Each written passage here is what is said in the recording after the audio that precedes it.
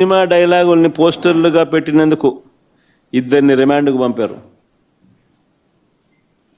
Cinema డైలాగులను పోస్టర్లుగా పెట్టినందుకు అడుగుతా ఉన్నా, నీకు అంత కష్టంగా ఉంటే సెన్సార్ బోర్డులో దానికి ఎందుకు పర్మిషన్ ఇవ్వాలా?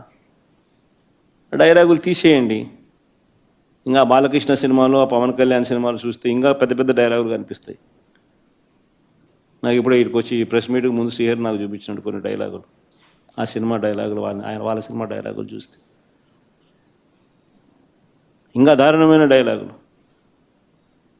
నీకు డైలాగులు నచ్చకపోతే సెన్సార్లు తీసేయండి. సెన్సార్ బోర్డు ఎందుకు పర్మిషన్?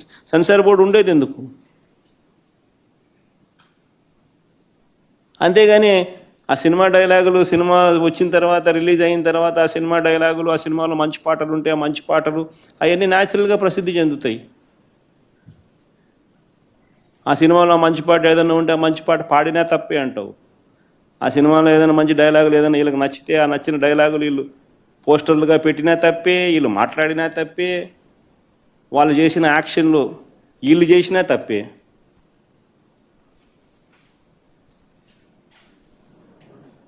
వాళ్ళు ఇలా అన్నా తప్పే, వాళ్ళు ఇలా అన్నా తప్పే. ఎందుకు